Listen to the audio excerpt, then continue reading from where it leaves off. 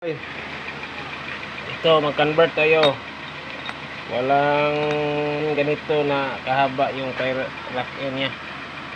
So ngayon, parang putulin natin to. Kasing haba dito. Yung liit dito.